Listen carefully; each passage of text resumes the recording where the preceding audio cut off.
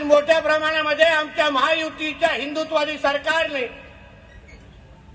आज इथे तरतूद केलेली आहे। या आमच्या राज्याची या आपल्या भागामध्ये असं भव्य स्मारक आम्ही उभं करून दाखवू की जगभरातले लोक इथे आमच्या राजाला नतमस्तक व्हायला येतील, ही शपथ घेऊन आम्ही इथून जाणार आहे।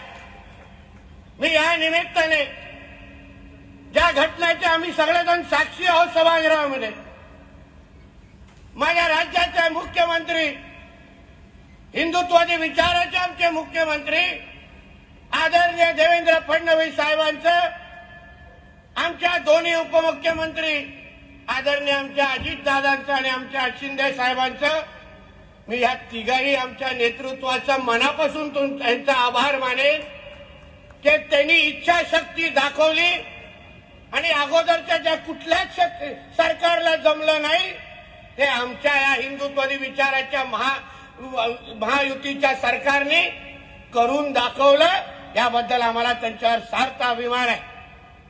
आता तरतूद झालेली आहे, संबंधित कुटुंबियाशी आम्ही सगळेजण बोलतोय। येणाऱ्या काही वर्षामध्ये मी महाराष्ट्रातल्या देशातल्या हिंदू समाजाला आम्ही विश्वास देतो की आमच्या राजाच्या स्मारक आम्ही इतकं भव्य भव्य ते उभं करू की बाकी सगळ्याला पण थोडं लाज वाटेल अशा पद्धतीचं स्मारक आम्ही इथे उभं करून तुम्हाला दाखवू। हा आमचा शब्द आहे तुम्हाला। कारण का ह्याच्यात तडजोड करण्याचं काहीच कारण नाही। कारण का ज्या राजामुळे आज आपण हिंदू म्हणून स्वतःची ओळख सांगतो, हिंदू आमचं आडनाव सांगू शकतो, त्या राजाने जे आमच्यासाठी बलिदान दिलं त्या राजासाठी अगर आम्ही स्मारक उभं करू शकलो नाही तर आम्ही स्वतःला हिंदू म्हणून घ्यायचा का?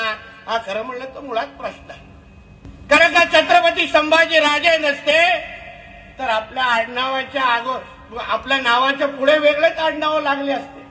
कोण शेख असता, कोण खान असता। आता जे काही हिंदू आडनाव लागलेत ना ते फक्त छत्रपती संभाजी महाराजांमुळेच आहे असं मानणाऱ्यापैकी आम्ही आहोत। कारण का स्वराज्याची लढाई, हिंदवी स्वराज्याची लढाई हे इस्लामीकरणाच्या विरोधातच झाली आहे।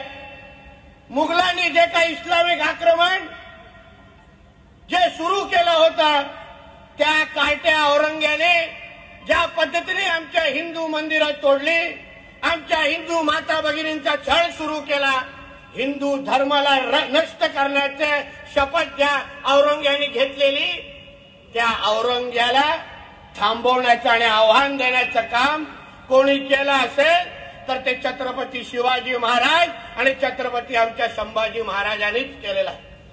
म्हणून आमच्यातले काही कायटे आहेत सांगण्याचं की नाही शिवाजी महाराजांच्या सैन्यामध्ये मुसलमान होते। कोण मुसलमान नव्हते तिकडे, उगाच टेप रेकॉर्डर चालवता।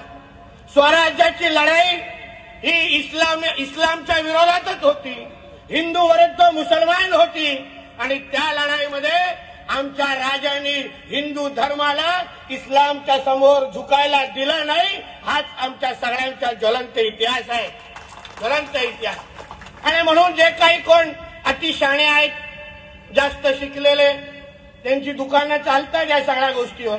नाही शिवाजी महाराजांनी कधीही कुठली मस्जिद तोडली नाही, कुठलाही मुसलमान त्यांच्या सैन्यावर, सगळं झूट आहे। उभं राहायचं इथे या व्यासपीठावर सांगा, इतिहास आम्हालाही कळतो, तुमच्यापेक्षा दीड थोडा जास्त कळतो। म्हणून उगाच आमच्या राजाची बदनामी करू नका। जे काही हिंदू धर्माच्या विरोधात ज्यांनी वाकड्या नजरेने पाहिलं त्यांना तिथे ठेचण्याचं काम आमच्या स्वराज्याच्या रक्षकांनी केलं। याबद्दल आम्हाला त्यांच्यावर सार्थ अभिमान आहे, सार्थ अभिमान आहे।